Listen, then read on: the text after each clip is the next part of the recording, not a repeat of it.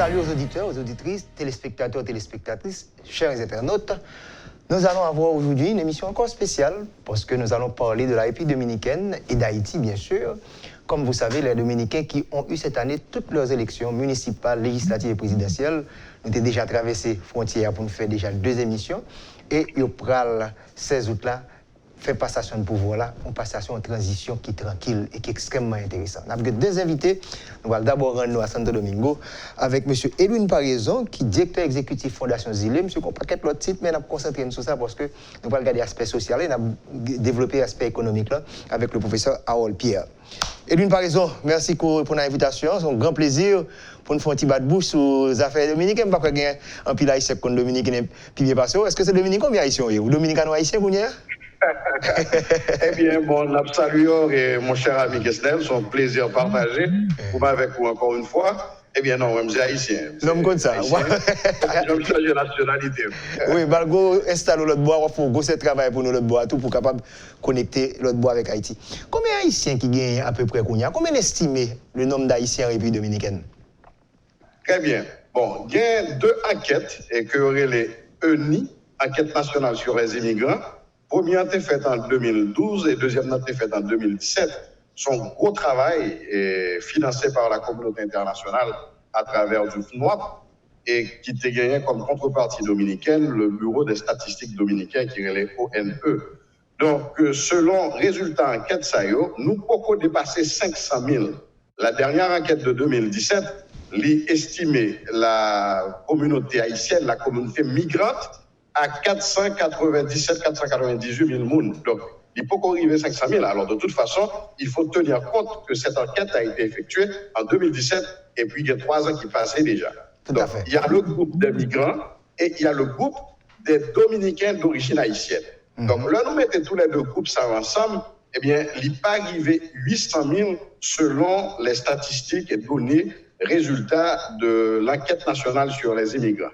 Donc, la communauté haïtienne en République dominicaine a dit qu'il continuait en pleine croissance. Mais de toute façon, on a essayé de calculer le nombre de monde qui est présent et dans la communauté, il fait toujours tenir compte des déportations aussi qui s'effectuent. Et déportations qui viennent pour et soit avec des gens qui sont en situation irrégulière, soit avec des gens qui simplement traversent les frontières là et puis refoulés vers Haïti. Et dernier recensement, mettait à peu près 10,5 millions d'habitants en République dominicaine. Si nous dépassons 500 000 dans tout, donc si que c'est pour nous là, c'est assez important quand même, nous peser quand même en dedans espace qui vraiment est plus gros que pas nous, mais quand même nous avons notre bois. Et est-ce que nous-mêmes qui sommes très intéressés à l'aspect social là, nous divisons tout, même j'en gagne toute strate sociale en Haïti, je suppose qu'il y a une République dominicaine, il y a des professionnels, intellectuels, nous avons une classe moyenne qui traverse tout, étudiants, et groupe qui intéresse au monde travaille en pile avec eux, dit que les gens qui sont pauvres, haïtiens qui sont pauvres en République dominicaine, qui travaillent dans la bataille. Est-ce que ça, j'aime dire là, il concerne la République dominicaine tout? En effet. Et ça, lui-même, indique qu'il y a une évolution qui fait la donne pendant les 30-40 dernières années. Parce que la référence principale que, ou bien, Andy, dans l'imaginaire dominicain, depuis on parlait de haïtiens, eh bien, il y a coupeur de canne. Et en premier lieu, effectivement, nous avons une forte migration et qui était en majorité des travailleurs agricoles et des gens qui étaient venus soit sous contrat et contractés passés entre dictatures Trujillo. À partir de 1952, il y a aussi un premier contrat avec Paul Magloire. Et ensuite, nous venons pendant la dictature de Duvalier, nous avons tout contrat qui était continué jusqu'à la chute de la dictature duvalieriste en 1986. Et donc, à pile monde te mettait dans la tête en République dominicaine, Haïti sont grand chacun, côté tout le monde, c'est coupeur de canne. Même quand nous avons des préjugés par rapport à la République dominicaine. Donc, et la communauté haïtienne, pendant les 30 dernières années, eh bien, nous avons une présence importante d'étudiants universitaires. La République dominicaine s'est convertie en une destination académique pour Haïti, vu que nous pas gagné en termes d'accueil et au niveau des études supérieures, nous pas gagné assez logistique, nous pas gagné assez d'universités. et nous venons tout, et le fait par l'instabilité politique en Haïti, eh bien, viennent des familles entrepreneuriales haïtiennes qui décident d'établir en République dominicaine, donc, ou en classe d'affaires haïtienne, et où gagnent tous des investisseurs. Hein, ce n'est pas des gens qui établissent, mais de toute façon, ils font des investissements importants et en République dominicaine. Et bien sûr, en pile de gens qui étaient venus, jeunes qui étaient venus pour étudier, ils auraient été en République dominicaine, donc ils viennent constituer un secteur de professionnels haïtiens et qui travaillent dans différents domaines. Et à côté de cela, nous avons gagné tout en sorte de croissance de la présence d'artistes peintres haïtiens. Donc, il faut qu'au moins, il y ait une vingtaine, une trentaine de peintres haïtiens qui établis, qui étaient en République dominicaine. Et ça, il était pour voir avec l'essor du tourisme.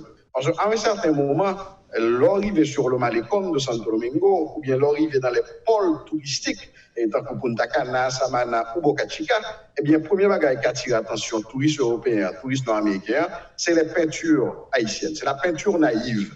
Donc, il y a probablement une quinzaine d'années, eh bien, c'est un bagage côté web pratiquement de tous côtés, et particulièrement dans la zone touristique. Donc, et ça, on n'a jamais baissé, parce que on dit que artistes peintres, eh bien, ils viennent des shops, et ils ont plus exposé peinture en un shop qu'en pleine rue, mais de toute façon, vous venez quand même. Donc, la communauté haïtienne, son communauté, et comme les autres communautés d'Amérique du Nord ou de l'Europe, et simplement, la vivre dans un contexte est très, très différent, côté que l'intégration politique, pour le moins, est extrêmement difficile. Donc, tu as une base là, nous avons vu tout à l'heure, et surtout les gens qui travaillent dans le bâtiment, brassé rossio. Donc, on estime que la classe moyenne qui a élargi de plus en plus. À combien estimez à peu près? Bon, premièrement, à nous, coupeur de Cagno. Coupeur de Cagno, actuellement, vu le changement du modèle économique en République dominicaine depuis le début, au milieu des années 80, et donc la production du sucre, ou bien le sucre en tant que produit, il pas joué le même rôle que le gagné dans l'économie dominicaine il y a une cinquantaine d'années. Et donc la présence des coupeurs de canne est réduite maintenant à autour de 5 à 6 000 pour les différentes usines sucrières qui continuent de travailler. Donc là, où vient non seulement en classe moyenne haïtienne, et qui après fait études établies, mais gagner des gens qui directement de la classe moyenne haïtienne qui sortit et en Haïti, la Caïnou, et ils viennent établir en République dominicaine. Donc, sur les près de 500 000 immigrants que ont estimés à travers de l'enquête nationale sur les immigrants, en 2017, et probablement au Cagné en classe moyenne qui allait au-delà de 50 000, de 60 000. Donc, une dynamique sociale qu'on peut expliquer nous là, puisque la structure économique dominicaine a changé, les sorties de sucre là, il fait notre activité, et classe moyenne qui prend les cap travailler dans ça, mais on est capable de dire, il n'y a pas travaillé dans ce sucre là, mais on connaît que utiliser la construction et également la production agricole, ce que parfois les Dominicains peuvent faire lui-même tout. Totalement d'accord, totalement d'accord. Maintenant, du secteur sucrier, et il est passé, on dit, à un plus large secteur agro-industriel, de façon beaucoup plus large. Beaucoup plus large. Et donc, toute la production agro-industrielle de la République dominicaine, eh bien, dépend en grande partie de l'usage intensif de la main-d'œuvre haïtienne.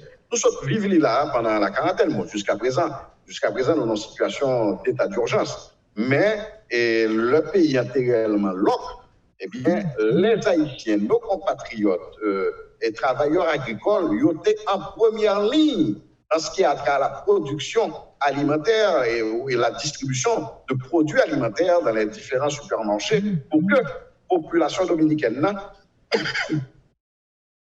continue à alimenter.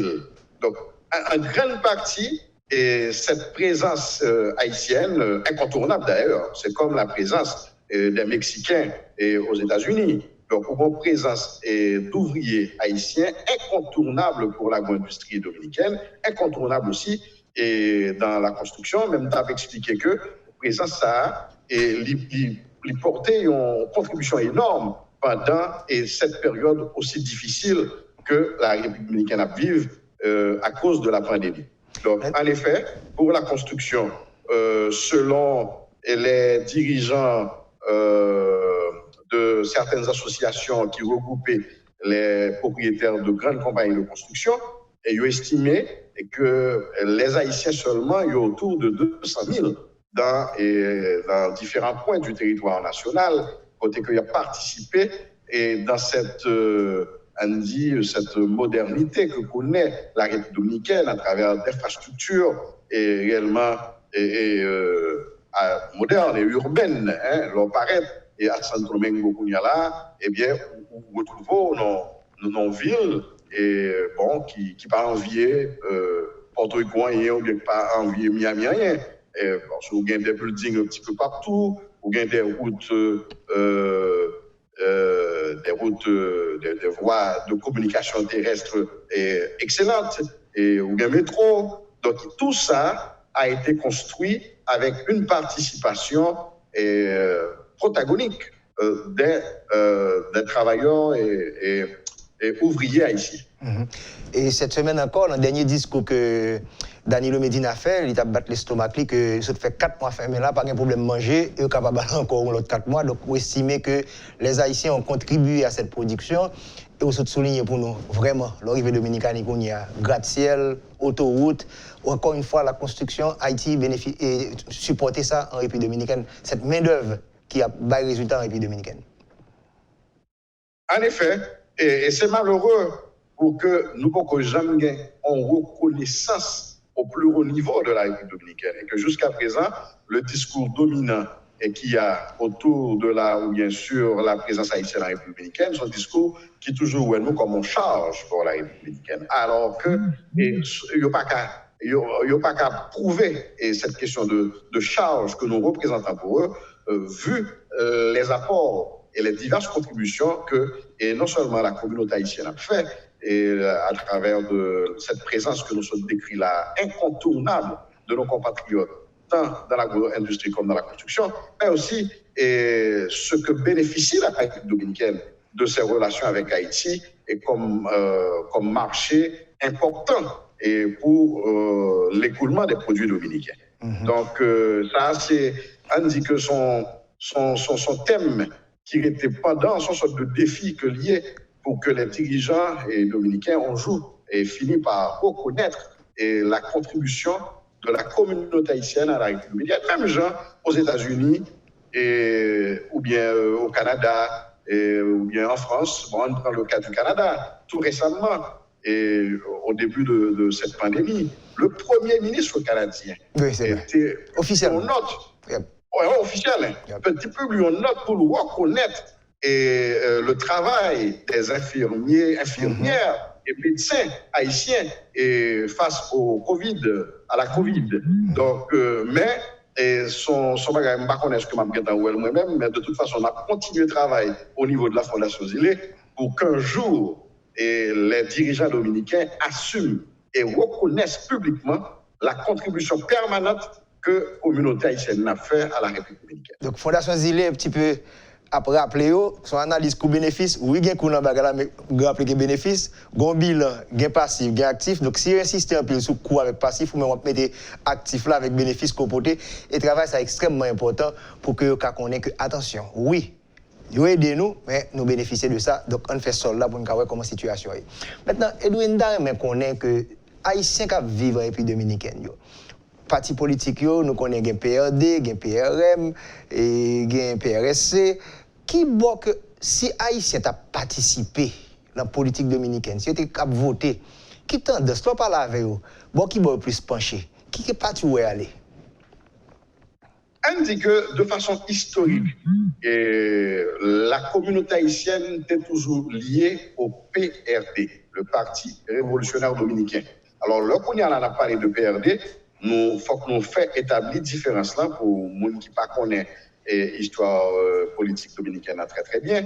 PRD est actuellement divisé. D'ailleurs, c'est ça qui devient le PRM, le Parti révolutionnaire moderne. Mais les grandes figures protagoniques du PRD, c'est eux qui a formé le PRM, qui actuellement, c'est pas le parti qui est au pouvoir là à partir du 16 août. C'est le parti qui gagne l'élection avec 52,52% des voix valides. Donc, à cause de la présence de Peña Gómez, qui sont dominicains d'origine haïtienne, et un leader politique respecté en République dominicaine, mais avec une projection internationale extraordinaire. Et n'a changé que Peña est arrivé vice-président de l'Internationale socialiste, président de l'Internationale socialiste pour l'Amérique latine, vice-président mondial de l'Internationale socialiste. Donc, et ce monde qui était bon verbe, qui était bon facilité oratoire extraordinaire. D'ailleurs, il est considéré comme le leader charismatique. Alors, le plus haut leader, on va dire comme ça, ou bien le plus respecté leader charismatique que la République dominicaine ait gagné dans toute l'histoire. Et donc, cette présence de Peña comme dominicain d'origine haïtienne est quand même créé un lien avec la communauté. Donc, nous te joignons et en pile monde dans les années 70, années 80, eh bien, en pile haïtien, je m'a parlé là de dominicains d'origine haïtienne qui étaient réellement connectés avec le PRD.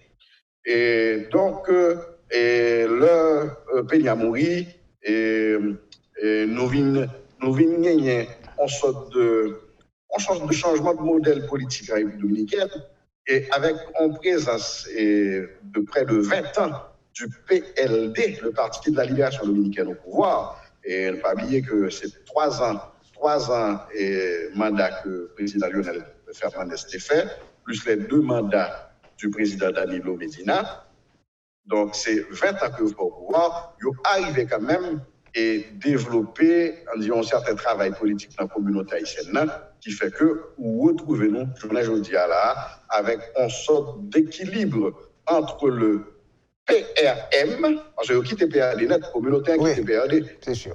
On va entre le PRM, le Parti révolutionnaire dominicain, le Parti révolutionnaire moderne, pardon, et le PLD, le Parti de la libération dominicaine. Donc, Haïtien, en dehors de ces deux partis, ça oui, en dehors de ces 2 partis, et vous gagnez quand même, et pendant les 12 années de Balaguer, et t'es une pratique de bail haïtien document, bail aux cartes électorales pour voter pour le Parti réformiste social chrétien. Donc, ça t'est qu'on fait. Mais en dehors de ça tout, et nous gagnons un petit parti politique, et c'était non échappé pendant ma parole avec vous là, on est là pendant la fin interview là. Mais c'est un parti politique qui était réellement cherché vote haïtien, même le pas fait publiquement, mais il était toujours en présence dans la bataille et pour encourager la participation haïtienne dans la politique dominicaine. Ce qui n'est pas jusqu'à présent obtenu de façon nette et claire. Parce que, à la différence des autres communautés où nous nous retrouvons, comme diaspora, et côté que le politiquement correct, c'est l'intégration des communautés ethniques, tandis qu'en République dominicaine, jusqu'à présent, on dit que le politiquement correct, c'est prendre une distance avec Haïti, prendre une distance avec la communauté haïtienne. Donc, plus politiciens démontré que Haïti a lui-même n'est pas trop la donne, a fait intégration haïtienne dans la société dominicaine, intégration sociale et politique. Il n'a pas trop encouragé ça, donc c'est plus bon pour lui. Ce qui est réellement contradictoire, parce que les partis politiques qui ont un discours jusqu'à un certain point, un discours haineux face à la communauté haïtienne et même face à Haïti, partis politiques ça yo pas jamais arrivé à obtenir même 3% ou bien 4% et des votes et dans les élections présidentielles et législatives. Donc ça veut dire que discours n'est pas bail fruit sur le plan électoral. Cependant, ces partis-là, ils ont une capacité de nuisance extraordinaire et c'est peut-être ça, les dirigeants politiques, comme par exemple le PLD, le Parti de la Libération dominicaine, j'aime dire, à partir de 1996, ils ont rentré dans alliance avec ces secteurs ouvertement anti-haïtien. Donc, secteur que les secteurs ultranationalistes.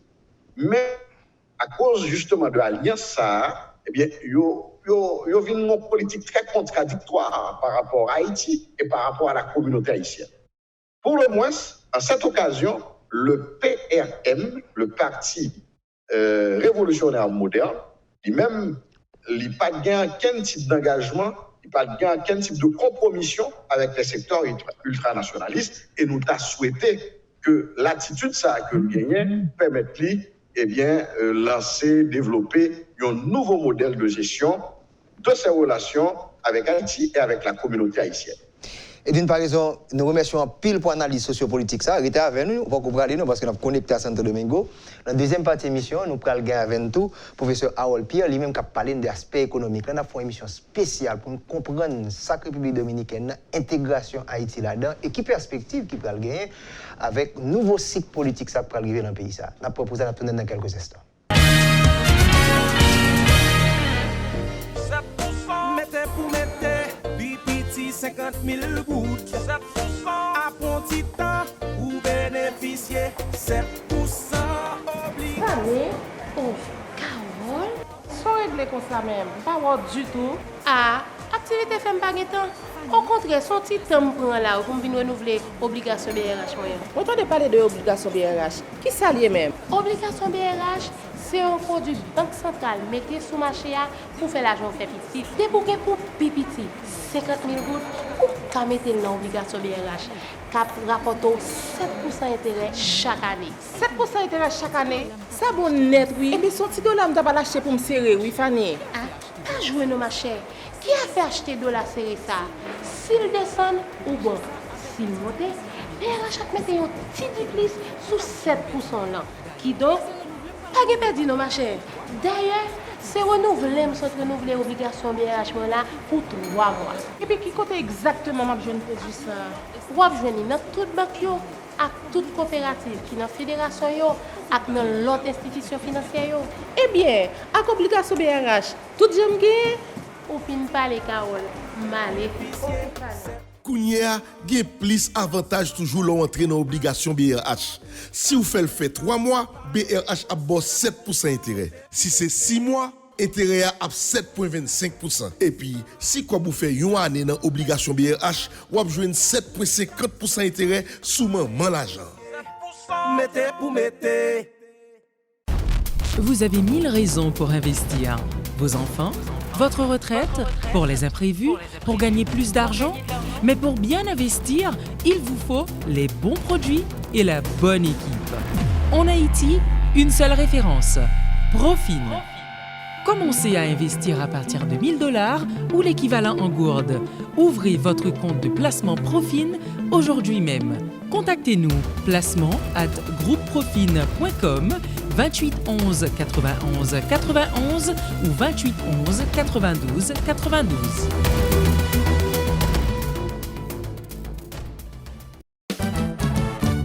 Les campés à côté, la défense intérêt, la fais affaire marché, toujours Jean ou tablé, ou toujours faire confiance, passer le bas performance, ou satisfait sans mode, lorsque client Sogé Bank, Sogé Bank, toujours bas côté mes amis, Sogé Bank, toujours bas côté, Sogé Bank, toujours bas côté mes amis, Sogé Bank, toujours bas côté, Sogé Bank.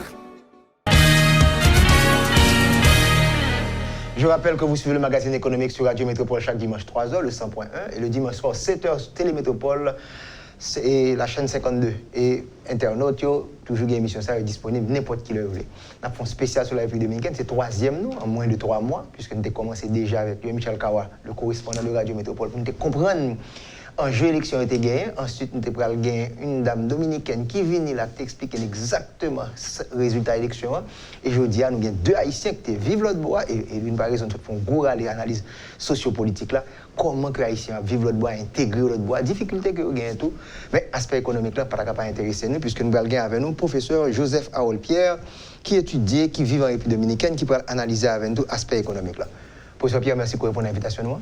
Bonsoir Farel, merci pour l'invitation. Donc c'est tout un plaisir pour nous parler sur situation bien, réalité économique, République dominicaine, dans l'occasion passation pour ça. Donc, l'économie dominicaine a quand même été une meilleure par région simplement, en termes de croissance. Donc c'est un tigre de la Caraïbe, il pouvait être enfin pile résultat, malgré que nous voyons que parti au pouvoir perdu. Qui est le secret des miracles que les Dominicains se fait dans la zone en termes de croissance économique? Bon voilà, c'est tout d'abord ouais, ça Dominicain gagnait comme facteur de production d'un côté, et de l'autre, ouais, dimension structurelle.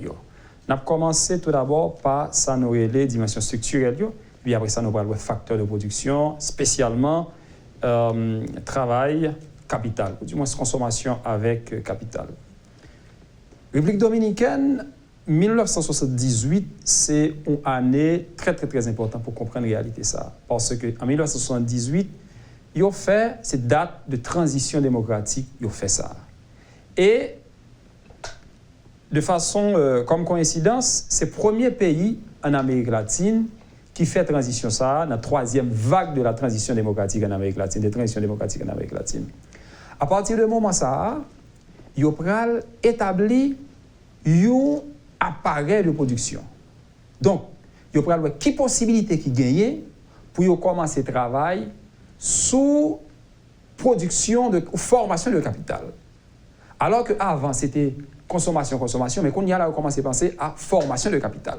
Ça, c'est le premier bagage qu'ils ont fait. Quelle structure nous allons mettre pour gagner formation de capital? Et là, ça, on va commencer à travailler en pile avec des possibilités pour gagner des investissements directs étrangers dans le pays.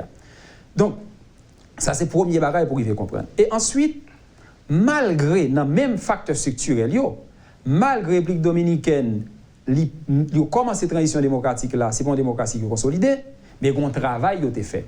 Il a toujours empêché de gagner des troubles politiques qui pour élever risque investisseurs.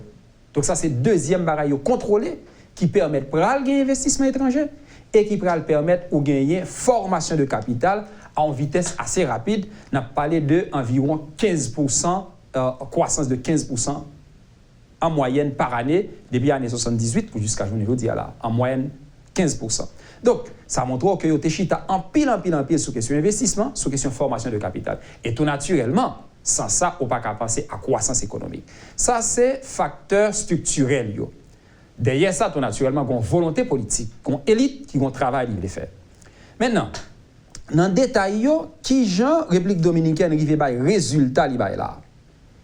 Premier bagage que j'ai observé, de 1991-1990 à 2018, premier bagage qui fait en République dominicaine, c'est que c'est ça, Fisher relais consommation intertemporelle, ou bien des décisions intertemporelles. Au lieu que Dominicain t'a consommé seulement, il dit qu'on est là, nous prenons qui sont capables d'investir pour dans 5 ans, dans 10 ans, dans 20 ans, nous consommer. C'est ça, cette décision ça au niveau technique pratique qui peut rendre possible pour joindre la République dominicaine tout investissement qu'on gagne là, toute formation de capital qu'on gagne dans la construction, dans tout l'autre secteur, dans la chaîne d'hôtels. Donc, vous mettez accent sur ça en pile. Et c'est ça qui peut avoir une croissance de, en moyenne, 5,5% pendant 30 ans ça, et c'est croissance plus élevée dans toute région. Donc ça, c'est là l'idée de formation de capital là, chita sous lui pour avoir des résultats ça. Alors que dans les années 90, chita surtout sous formation de capital. À partir de l'année 2000, il y a un changement qui va commencer à faire. Il va commencer à penser à secteur service. Parce que actuellement, plus que 2/3 PIB dominicain chita sous service. Donc, on va commencer à faire changement ça. Naturellement, pour service, on a besoin de formation de capital, mais on n'a pas besoin de ça seulement. On a besoin, par exemple, de main-d'œuvre. Donc, ils ont commencé à penser à secteur service. Dans le secteur service, qui ça, ils vont faire? Ils vont, et c'est ça que je toujours proposé en Haïti, si on pense au développement pays d'Haïti, c'est sûr que certaines Républiques dominicaines ont un niveau d'éducation en moyenne beaucoup plus élevé qu'en Haïti, mais tout, ils ont gagné une main-d'œuvre qui n'a pas gagné une formation assez avancée. Même si au bas de l'échelle, conseil de travail, c'est haïtien qui a fait, mais dans la zone franche, ce n'est pas surtout haïtien. Ou jeunes, c'est surtout dominicain. Donc, les gens qui ont un niveau de formation pas gagné, mais l'État dominicain lui permet, dans l'industrie, ou jeunes gens, main-d'œuvre qui employé, qui pourra contribuer, comme son main-d'œuvre à bon marché, qui pourra contribuer à la croissance économique de la République dominicaine. On pourra joindre un autre secteur, tant que le tourisme, que on pourra le mettre en pile accent sur lui. Si bien que actuellement, entre 20 à 25% PIB dominicain, l'année dernière, en 2019, c'était 88 milliards de dollars. Donc, entre 20 à 25% de sortie dans le tourisme. Donc, ils mettent en pile accent sur ça. Donc, en résumé, miracle dominicain, de façon structurelle, il sorti non décision République dominicaine prend depuis la transition démocratique 1978 pour contrôler tout trouble politique qui a empêché les investisseurs étrangers de venir. Deuxièmement, il dit nous allons faire une décision intertemporelle au lieu que nous consommer, nous allons voir si nous sommes capables d'investir pour créer la formation de capital. Ça c'est. Donc, vous avez dit une réflexion stratégique qui fait tout bien ça. Sûr. C'est bon chance que le tombe comme pas ça. Du tout, non, pas ta chance. Si vous analysez Kounia là, Dominique, que moi je travaille dans le document ça, Dominique a gagné un plan national, une stratégie nationale de développement vers 2030. Il a gagné tout un projet. Et dans ce projet ça, il a gagné par exemple le tourisme qui pour une priorité. Danilo a un objectif. Pour en 2020 là, vous avez 10 millions pour gagner pour chaque Dominicain un touriste. C'était l'objectif là ça. Malheureusement, il n'a pas atteint l'objectif là. Mais presque année ça, si ce n'est pas Corona qui vient de tourner en outlier, il est arrivé à 8 millions. Donc en fait, il est presque arrivé à 10 millions. Parce qu'on y a là à 7,5. Mais une par raison, c'est attirer l'attention sur comment que changement structurel ça, les Haïtiens également, est-ce que l'étude qu'on fait, nous avons qui bénéfice gagnent et qui ça porté par Dominicain, que la construction, que le secteur agricole là. Donc là, cette main-d'œuvre, toujours bon marché quand même, mais qui ça le porté par Dominicain? Ah, sans pas gagner certainement un modèle généralisé, mais en dans l'économie dominicaine, si ce n'est pas la main-d'œuvre haïtienne, croissance qui gagne, pas gagner, c'est sûr. Parce que les gens qui fait travail, l'immense majorité des Haïtiens en République dominicaine, ils sont irréguliers. Et l'irrégulier est beaucoup plus fragile. Bon, on a parlé de, après sentence aux décisions du tribunal constitutionnel 2013 là, donc une équipe moun qui vient régulariser qu'on y a un statut régulier. Mais avant, ce n'est pas comme ça. Donc, situation ça, les moun irréguliers, ils sont plus bons pour entrepreneurs dominicains. Parce que les ça, ils sont plus capables de manipuler. L'homme d'affaires sans conscience capable de exactement, il est capable de baller un salaire qui est beaucoup plus faible. Donc là, ça, comme quoi, il vient moindre, donc il est plus bon, et ça contribue davantage à la croissance économique pays. Donc ça veut dire que la situation haïtienne, que irrégulier, en quelque sorte, il est bon tout pour la croissance économique pays. L'autre problème, au niveau de l'inclusion sociale, ça sont l'autre sujet. Ouais.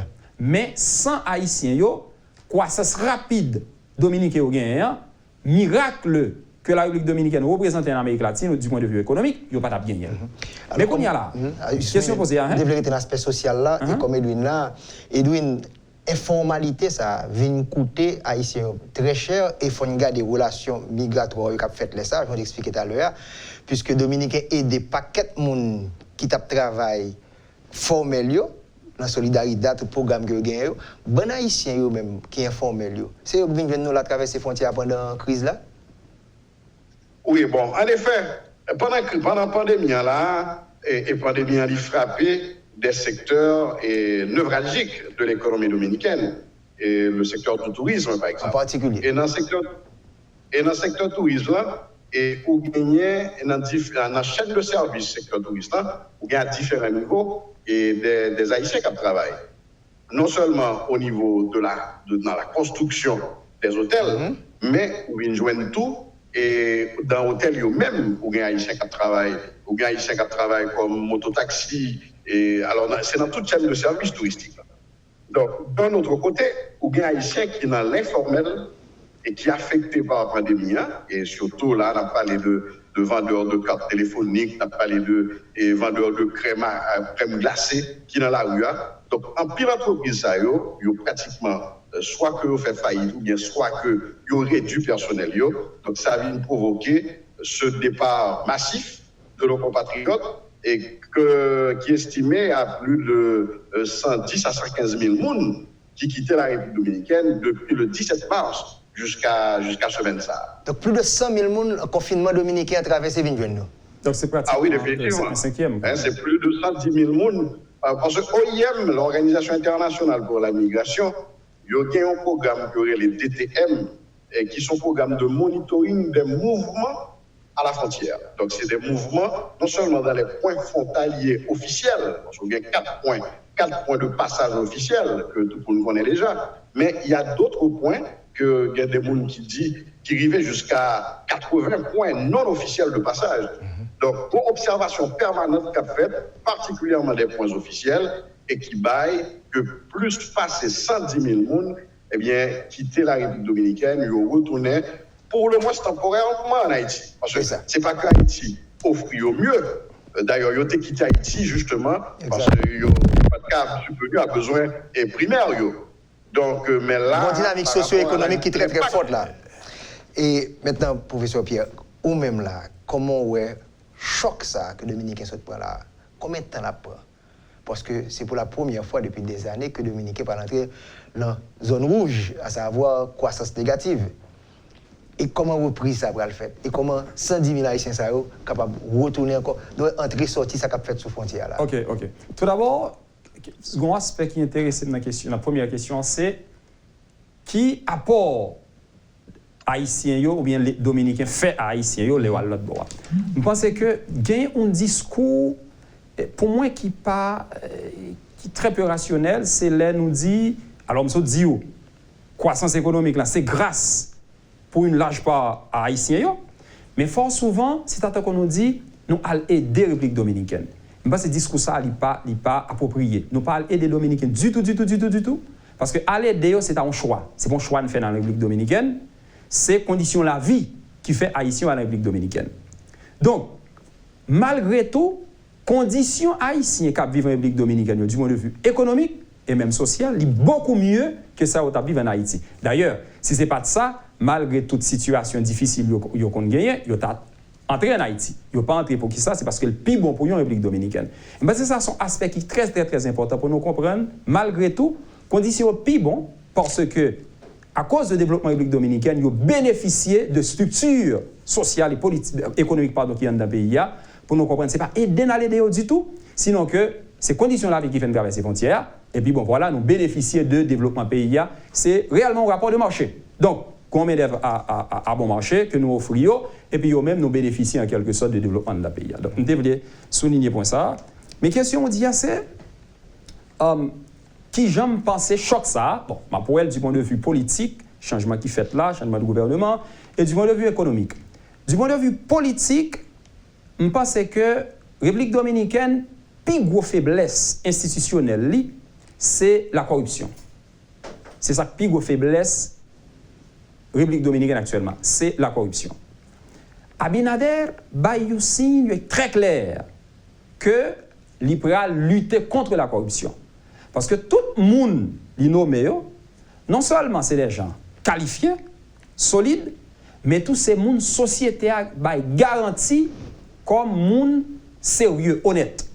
Au cas prend Sierra Hatton, au cas prend Rochi Vicente, au cas prend Ito Bisono, bon, 3 ministres là, finance, économie et industrie, c'est des gens que la société a connu comme monde honnête. Donc ça veut dire que si ça a montre que il voulait lutter contre la corruption.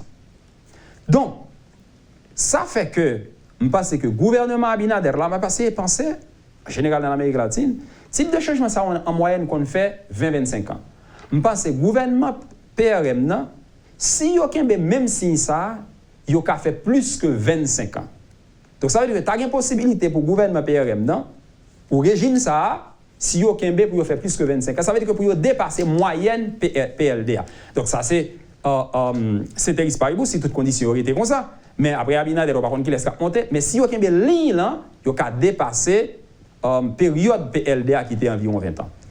Donc, c'est ça important. Qu'on y est là. Et ça, lutte contre la corruption, ça rend beaucoup plus possible pour la République dominicaine gagner accès plus facile à un taux beaucoup plus bas sur les marchés des capitaux internationaux.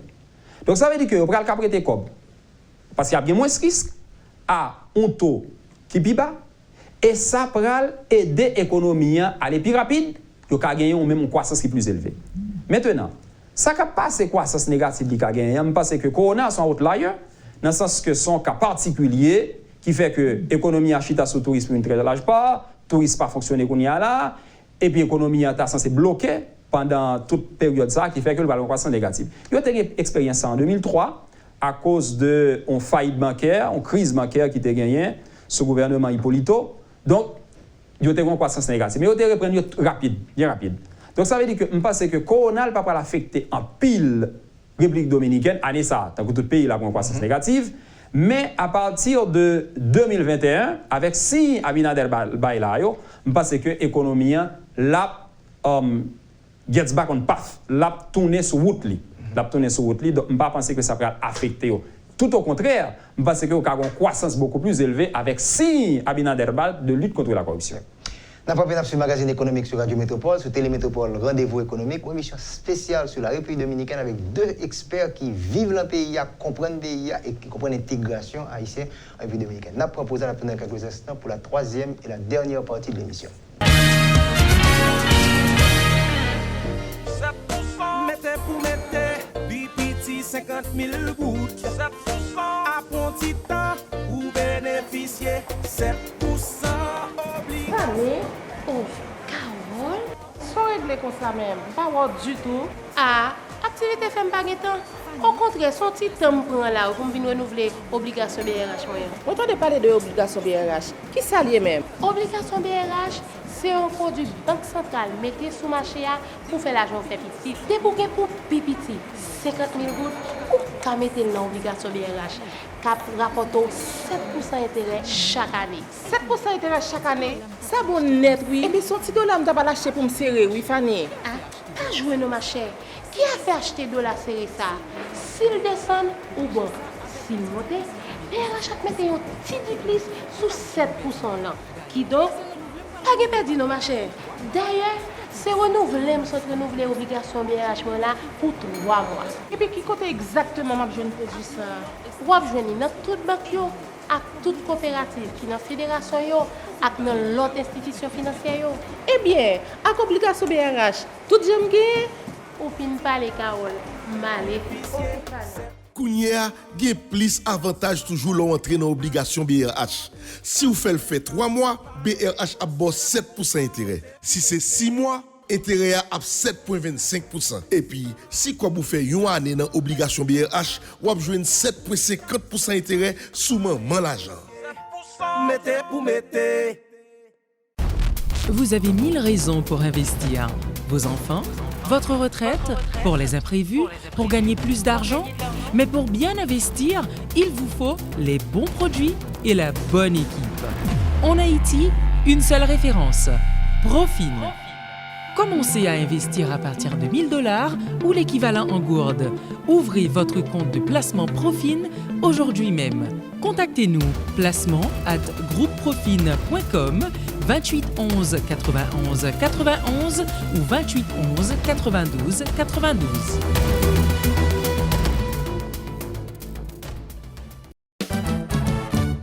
Les campés bas côté, la défense était là, la fais à faire marcher, toujours Jean ou tablé, ou toujours faire confiance, passer le bas performance, ou satisfait sans mode, l'offre ses clients Sogé Bank, Sogé Bank, toujours bas côté mes amis, Sogé Bank, toujours bas côté, Sogé Bank, toujours bas côté mes amis, Sogé Bank, toujours bas côté, Sogé Bank.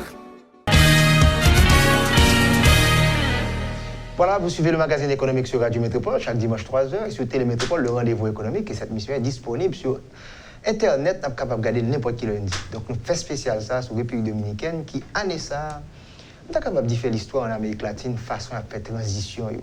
Et nous avons deux experts qui peuvent expliquer comment que peut-être 3 décennies, ou parti bien public, ça les stabilité macroéconomique, toute facilité ça qui est. Nous avons avec nous une par raison qui est Santo Domingo et le studio avec nous, c'est Harold Pierre. On fait un petit Santo Domingo, puisque nous, dans la dernière partie de l'émission, nous allons regarder des perspectives et tout. Mais avant d'arriver dans la perspective là, il y a des chiffres là au temps de la Edwin, 88 milliards de dollars de PIB. Bon, nous-mêmes, ça fait 8 milliards gagnés, donc ouais, ça va pas difficile, ou pas besoin d'économiste pour faire une multiplication, ça c'est arithmétique n'a fait.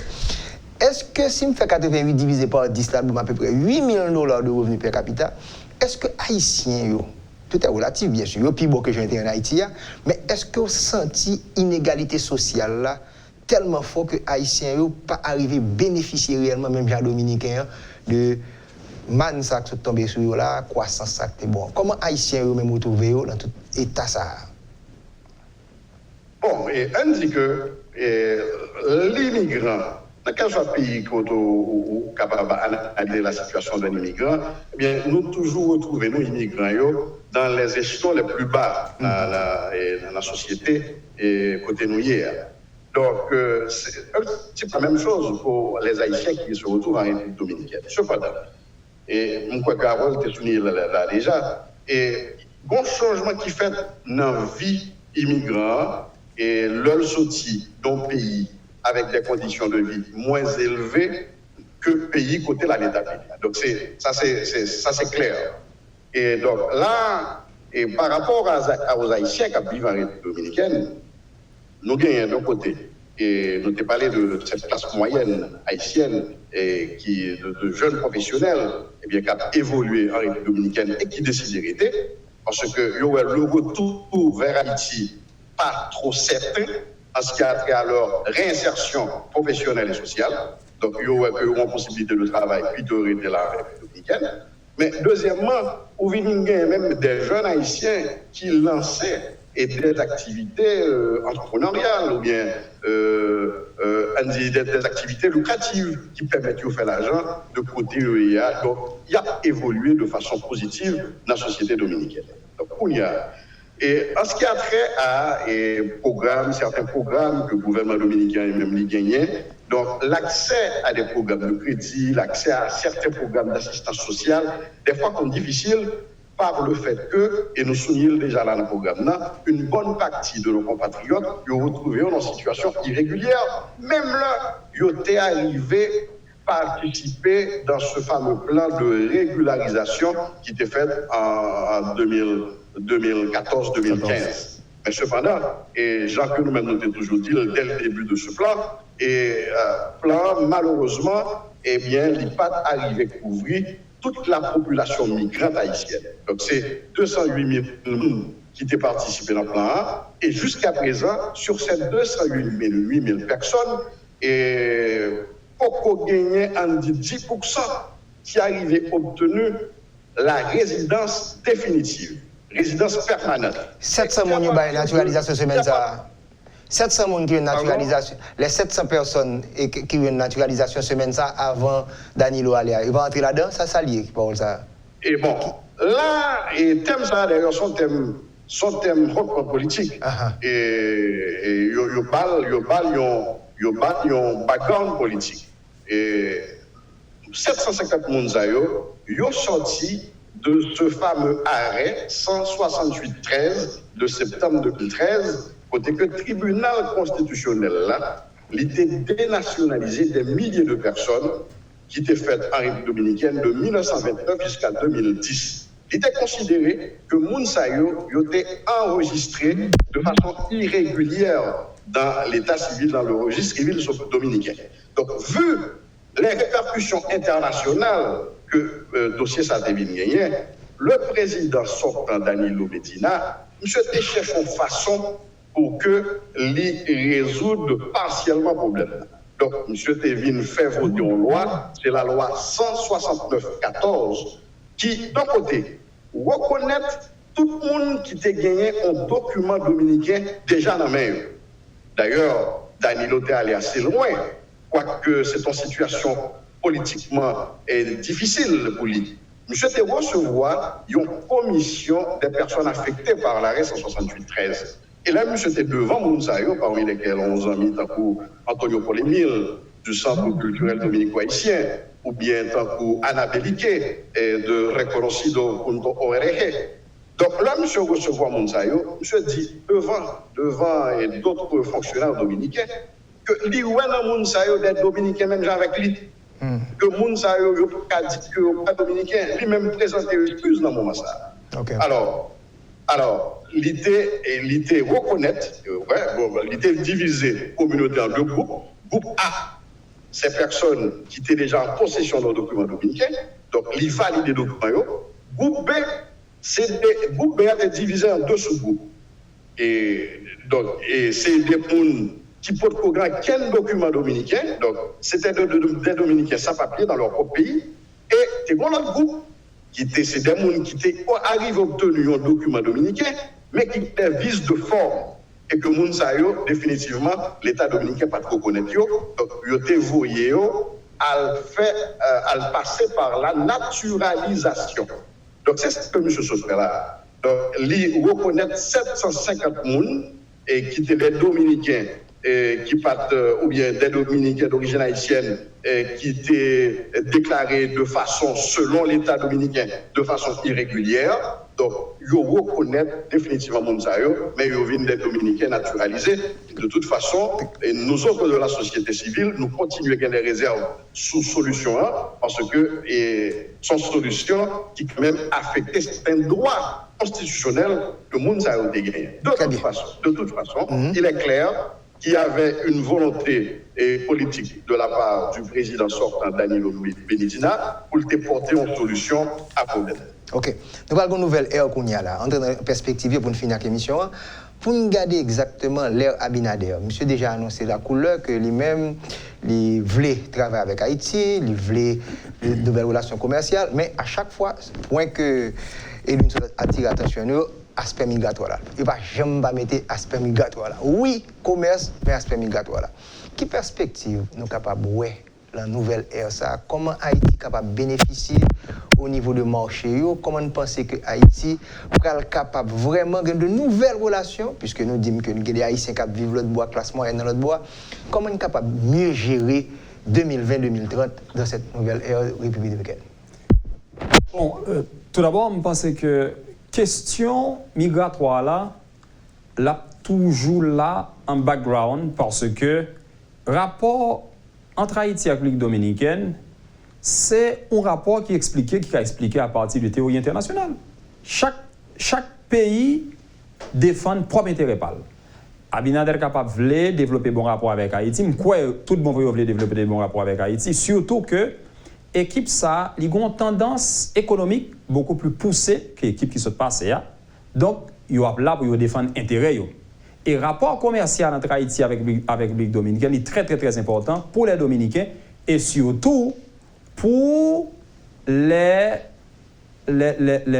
entrepreneurs moyens. Donc, qui, tout naturellement, beaucoup plus que les grands entrepreneurs. Donc, eux-mêmes, les gens sont capables d'influencer même dans la question d'élection, etc.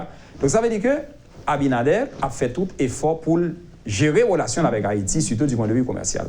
Question migratoire, là, tout d'abord, je pense que Haïti gagne un accompagnement pour lui offrir Haïtiens qui vivent en République dominicaine.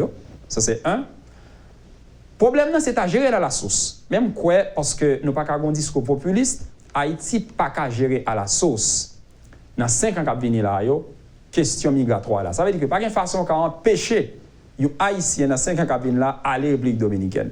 Ce qui est simple pour ta faire, c'est au niveau de développement qui est capable d'encourager les Haïtiens à arrêter. Mais nous ne pouvons pas atteindre ce niveau ça. Il est clair que nous ne pouvons pas atteindre. Ça veut dire que c'est qui gens nous capables d'accompagner Haïtiens qui pourraient aller en République dominicaine. Par exemple, faire rejoindre des documents, passeport, etc. On connaît qui difficulté le capable de prendre en Haïti pour un monde qui a un passeport. Et là, aller en République dominicaine dans l'ambassade, là, c'est encore beaucoup plus compliqué. Donc, qui gens nous capables accompagner Haïtiens ça yo, non seulement au niveau de la documentation, mais aussi l'État haïtien, parce que le gouvernement ça, il n'est pas un gouvernement hostile, pas du tout à Haïtiens qui vivent en République dominicaine, qui genre l'État haïtien à travers l'ambassade là, à travers le consulat, capable d'accompagner la communauté haïtienne non, à travers des programmes qui permettent de mieux intégrer dans la société. Je pense que les types de travail ça a fait, donc ils sont capables de haïtiens, ça va prendre temps parce que c'est une question culturelle, mais ils sont capables graduellement commencer à haïtiens d'une autre façon. Donc, je pense que c'est là pour nous commencer le travail, parce que question migratoire là tout, li aller au-delà réellement de question migratoire. C'est une question culturelle. Jean dominicain ouais tête li et Jean li ouais tête li à travers haïtien. Gagnons approche tout à l'heure, Edwin t'a fait, parce que c'est là fort souvent Jean haïtien ouais rapport yo qu'on faussé. Si vous regardez relation haïtienne dominicaine dans miroir migrants qui vivent aux États-Unis, ou bien qui vivent au Royaume-Uni, ou bien qui vivent en France, la question analyse a faussé. Pour qui ça? États-Unis, la France, le Royaume-Uni, ils sont des leaders mondiaux. Ils ont pour gérer l'image dans toutes dimensions. République dominicaine, pas d'influence n'a absolument rien du point de vue économique, encore moins du point de vue politique en Amérique latine. Donc, ça qui intéresse la République dominicaine, et ceci est vrai pour tous les pays de l'Amérique latine, ça qui intéresse ces pays, c'est avant tout la croissance économique. Dimension, ça me les civilité, ou entre guillemets, morale, sociale par rapport à migrants, il n'y a pas gagné aucun incitatif pour le faire. Parce que c'est si ça t'a affecté du point de vue économique. Je pense que la plus grande décision que la République dominicaine prend par rapport à Haïti dans la question migratoire là, c'est décision tribunal constitutionnel là en 2013, septembre 2013. Mais ça n'a pas affecté la République dominicaine absolument rien du tout du point de vue économique. D'ailleurs, ils ont pensé que ça a découragé les touristes entrer dans le pays, mais en réalité, pour très peu de temps, ça est capable de décourager quelques touristes. Mais le regard des chiffres, 2012-2013, c'était croissance dans le secteur touristique là. Donc cela veut dire que question migratoire là, pas well dans le miroir pays développés, parce que ce n'est pas la même réalité du tout, c'est ouais qui gens nous capables mieux accompagner Haïtiens pour être capables mieux intégrer le pays. Donc c'est la dimension ça. Mais alors, je vais demander Edwin lui-même, puisqu'on se bat opinion sur le nouveau gouvernement. Edwin, comment est la situation? Est-ce que le nouveau gouvernement ça là bon pour les relations haïtiano-dominicaines? Est-ce que Haïtien Claude Boy est content des changements? Qui sont comme espoir, comme perspective, ce nouveau gouvernement? On dit que bon cassure qui doit être faite là, on cassure avec cet ancien modèle contradictoire de gestion des relations avec Haïti. Pas oublier que moi j'ai souligné qu'en 96, tu as gagné une alliance même contre nature entre Bosch et Balaguer et pour barrer la route à Peña Gomez. Et depuis lors, les ultranationalistes anti-haïtiens, eh bien, ils ont pratiquement au pouvoir. Et ils ont pratiquement imposé un discours haineux, un discours dénigrant par rapport à Haïti. Et c'est ça qui a créé des contradictions profondes dans la politique officielle face à Haïti, la politique officielle dominicaine face à Haïti. Ou bien dire que Bosch Balaguer fait une entente contre les Haïtiens? Pardon? Pardon, contre Peña Gomez, à savoir Bosch Balaguer te font entente contre Peña Gomez? One Bosch qui va imaginer en Haïti, ça veut dire. Donc, alors, ça que ça me devait l'expliquer, c'est que malheureusement, pour la bonne santé des relations entre les deux pays, nous venons gagner dans le discours officiel dominicain deux voix. En premier niveau, le président dominicain qui toujours a un discours plus ou moins correct par rapport à Haïti, et non deuxième niveau, où gagner de hauts fonctionnaires de l'État, soit des ministres, soit des sénateurs, soit des députés, soit des dirigeants politiques alliés au parti officiel, qui eux-mêmes ont maintenu un discours dénigrant, un discours de haine et face à Haïti et face à la communauté haïtienne. Donc, heureusement pour nous, qu'en cette occasion, pas de gagner aucune alliance. Ça veut dire que le PRM pas doué secteur nationaliste en rien. Donc, pas grand type de compromission.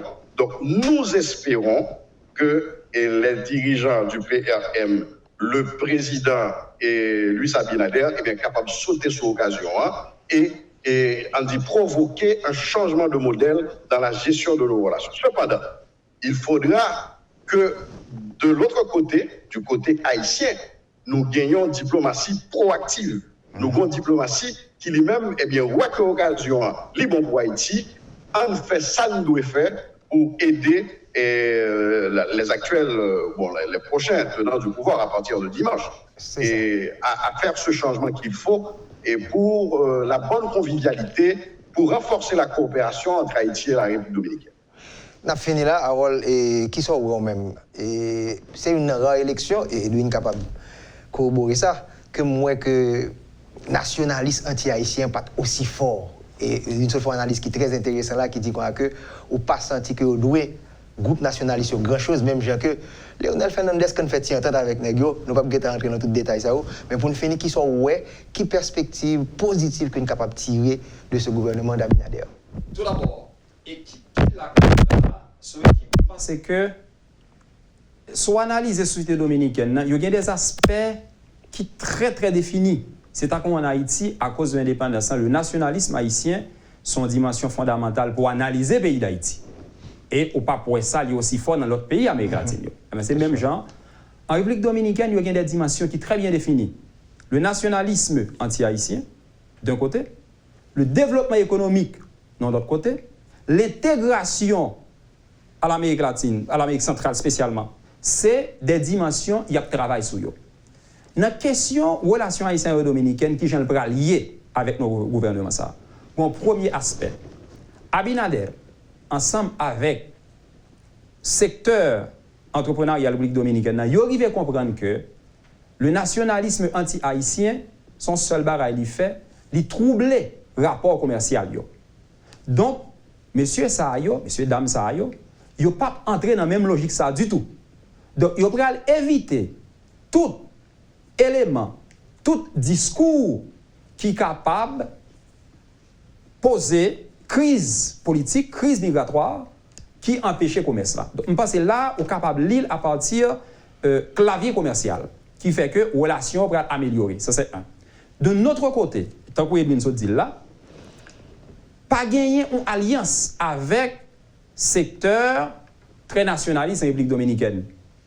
Monsieur FNP, ou pas gagner type de alliance ça encore.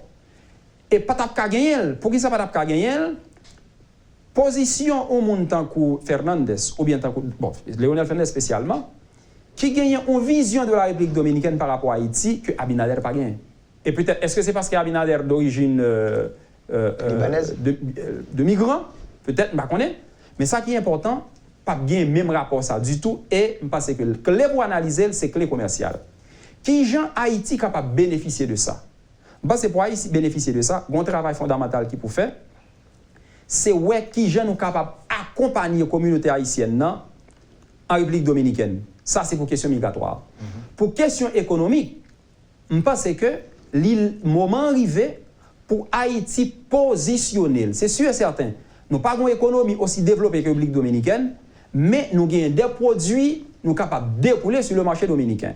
Donc, est-ce que nous avons une équipe solide avec des experts sérieux qui comprennent les questions économiques, qui comprennent les questions relations internationales pour positionner Haïti? Un exemple simple. La République dominicaine, dans l'année 2017, il y a une décision du gouvernement Danilo à prendre. Pour les gens qui travaillent dans la diplomatie, il faut qu'on maîtrise l'anglais, il faut qu'on maîtrise les questions économiques, il faut qu'on maîtrise les questions marketing, parce que vous arrivez à comprendre l'importance de la question.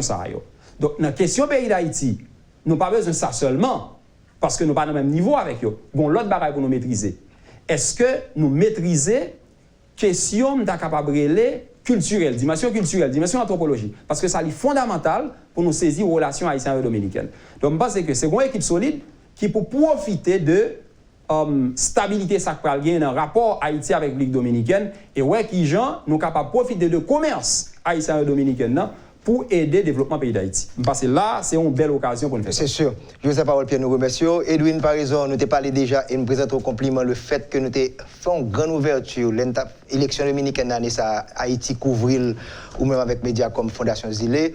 Je pense qu'il faut continuer à faire débat ça dans la presse, dans les médias en général, les réseaux sociaux, pour nous changer tendance qui gagne. Parce que la Fondation Zile, c'est ça que tu as vraiment gros objectif. On va faire un jour pour t'avoir que il là, nous travaillons mieux là-dedans. Nous remercions pour tout le travail qu'on fait et présence sur l'émission. Mais certainement, nous avons pris en contact parce qu'il faut continuer à faire débat pour nous capables de bénéficier de tout jeune haïtien, sa classe moyenne, sa Claude Boa, qui ont l'autre approche. Ce n'est pas peut-être le même groupe qui n'était pas de cas défendre tête aujourd'hui, il y a besoin de tout. Donc, réflexion, ça continue. Merci Edwin.